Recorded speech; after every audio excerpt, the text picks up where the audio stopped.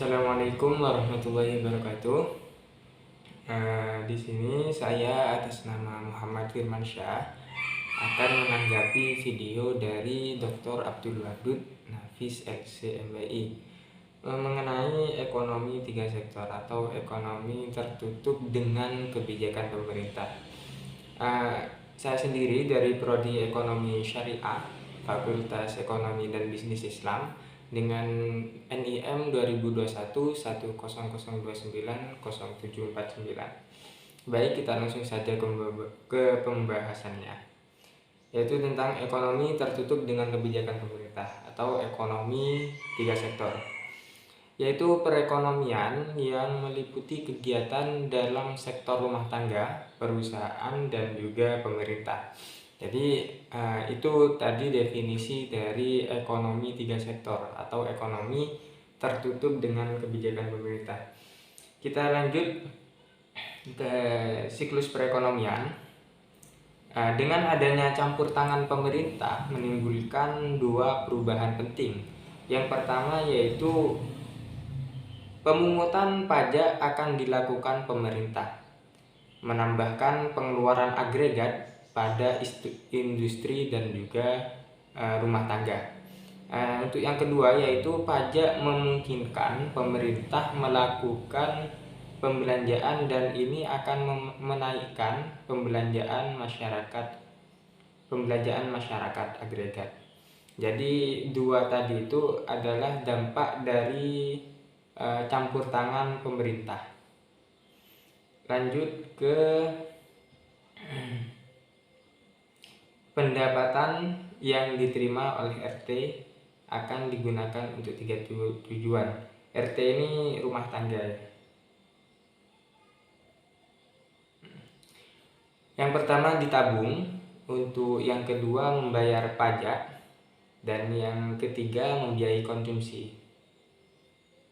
Membayar pajak itu dalam keseimbangan berlaku persamaan, yaitu Y sama dengan C tambah I tambah D, sedangkan tiap tingkat pendapatan nasional berlaku Y sama dengan C tambah S tambah T. Jadi itu pendapatan yang diterima oleh rumah tangga akan digunakan untuk tiga tujuan itu.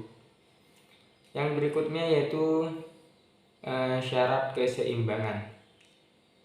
Penawaran agregat AS sama dengan agregat demand atau AD dalam perekonomian yang tidak melakukan perdagangan LN, atau LN. AS sama dengan Y sehingga pada keseimbangan pendapatan nasional berlaku persamaan, yaitu C tambah 1 C tambah I tambah G sama dengan C tambah S tambah T. Apabila C pada setiap ruas dikurangkan, maka berlaku I tambah G sama dengan S tambah T. IG itu suntikan, kalau ST itu bocoran. Seperti itu. Lanjut ke pajak langsung dan tidak langsung. Pajak langsung, jenis pengumutan pajak langsung ialah jenis pengumutan pemerintah yang secara langsung dikumpulkan dari pihak yang wajib membayar pajak. Sedangkan pajak tidak langsung ialah pajak yang bebannya dapat dipindahkan kepada orang lain. Seperti itu. Bentuk-bentuk pajak pendapatan. Yang pertama yaitu pajak regresif, yang kedua pajak proporsional, dan yang ketiga pajak progresif. Untuk yang terakhir yaitu efek pajak terhadap konsumsi dan tabungan.